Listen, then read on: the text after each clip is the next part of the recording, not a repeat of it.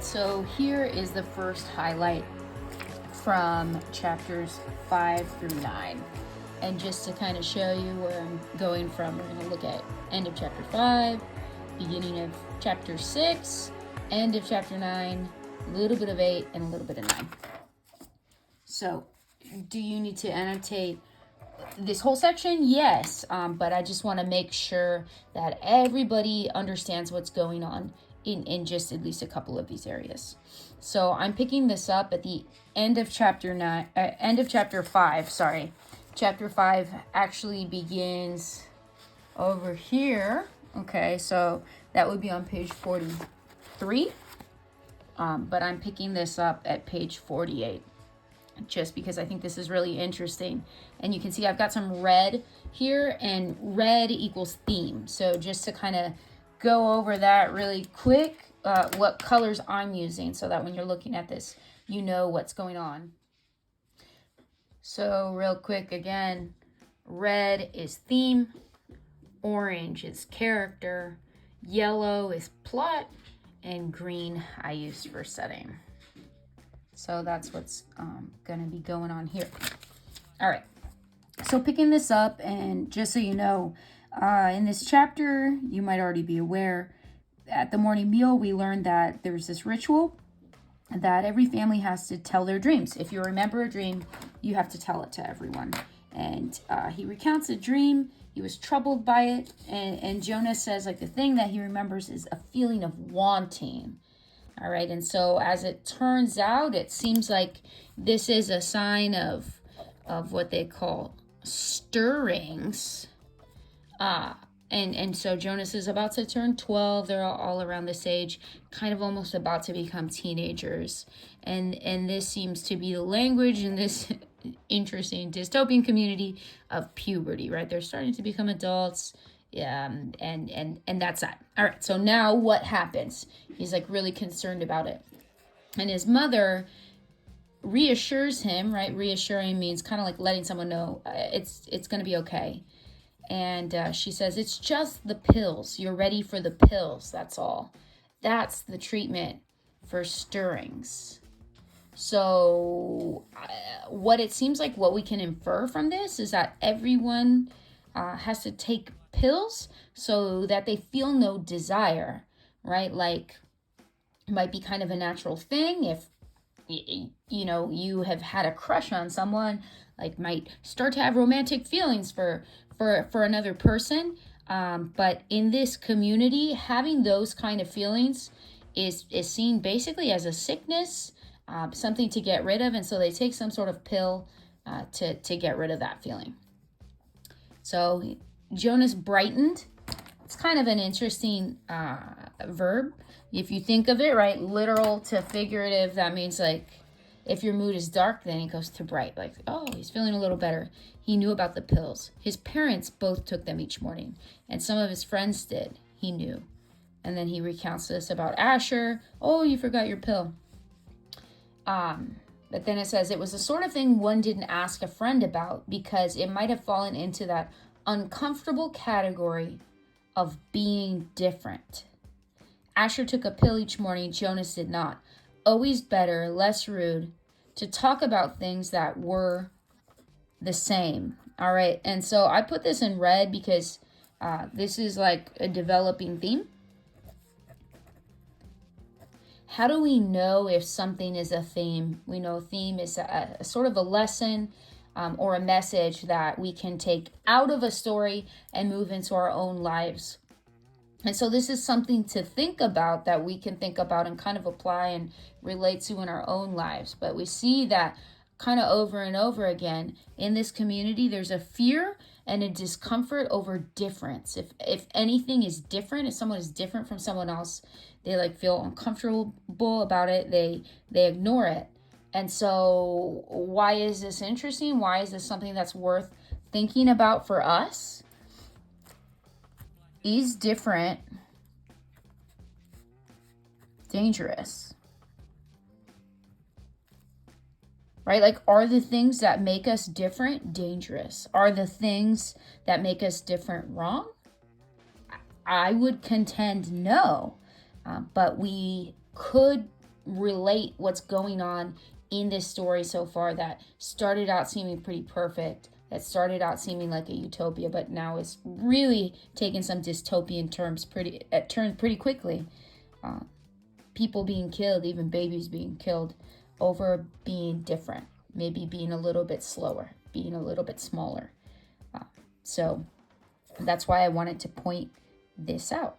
And so now we're just learning a little bit more terms about this pill, right? So he swallowed the small pill, and that's kind of all there is to it. And now this is at the top of page 49. You mustn't forget. I'll remind you for the first week, but then you must do it on your own. If you forget, the stirrings will come back. The dreams of stirrings will come back. Sometimes the dosage must be adjusted. How long will I take them? Until you enter the house of the old, she explained, all of your adult life. But it becomes routine. After a while, you won't even pay much attention to it. So we've got another rule here. No romantic feelings allowed. Take a pill. Until you enter the house of the old, all of your adult life. So I guess if anyone had questions about how is it that people have to apply for children, why don't people just have children, why all these adoptions? Well, I suppose it's because nobody has any romantic feelings for anyone else. That whole aspect of adult and teenage life is just removed. Everybody takes a pill, and that's that. All right, so that's a little thing that I wanted to focus on for chapter 5. Now a little bit from the beginning of chapter 6. Chapter 6 starts on page 51, right? Because chapter 5 ends on page 50. It opens with a scene in Jonas's family's house when it just kind of picks up right away with Lily and their mother. And she's kind of being fidgety, seeming a little impatient, dealing with these braids. And then it says, I don't like hair ribbons. I'm glad I only have to wear them one more year. Lily said irritably. So we get the feeling that Lily is a little bit whiny, a little bit a person to question the rules, question some of the things that she has to do in this community. And now Jonas is trying to redirect her. And he says, there are good things each year, Jonas reminded her. And so now I want to share this part just to make sure that everybody really picks up these key details about what goes on and how this community marks time. All right, so then he's kind of recounting that when she became a 7, she was so happy to get her front buttoned jacket.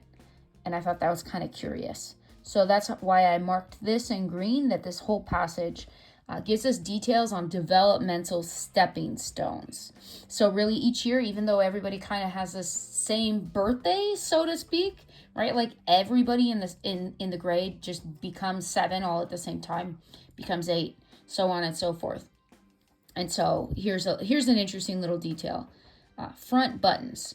Now on the other hand, 4s, 5s, and 6s all wore jackets that fastened down the back, so that they would have to help each other dress and would learn interdependence. Interdependence is different than independence. So that means like depending on others, right? So in independence means I do everything on my own. Interdependence means like I help you and you help me. So up through age 6, you have a jacket. You only have one jacket, and that jacket can only be buttoned from the back. So you have to help each other out. Very interesting. It's not till 7 that you can button your own jacket. So the front button jacket was the first sign of independence, a first very visible symbol of growing up. The bicycle at 9 would be the powerful emblem of moving gradually out into the community, away from the protective family unit. And so then they're kind of like joking around about assignments, and then they're joking around, and and then we can see the mother's personality kind of come out a little bit, just all in one verb. So brother and sister are joking, and then it says, Jonas, mother warned. And so the mom, what is her job? What? She works with law, right, and justice. So she's very concerned with doing the right thing. And so just in the way she says her son's name, you get that sense of warning. And I think that's pretty relatable for all of us. We've all had that experience in life where you might be like joking around and messing around with a sibling or a cousin or whatever, and then all your mom has to do, or all your grandma or family person has to do, is say your name a certain way, and you know that's a warning. All right, and then just so you know what's going on, or mention that little pill again, and then the mom says, I want to get a good seat in the auditorium.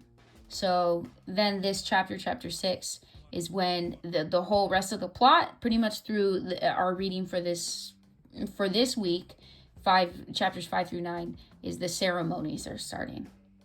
And just like it says, the entire community attended the ceremony each year. For the parents, it meant 2 days holiday from work. They sat together in the huge hall. Children sat with their groups until they went one by one to the stage. And so that's what's going on in this chapter.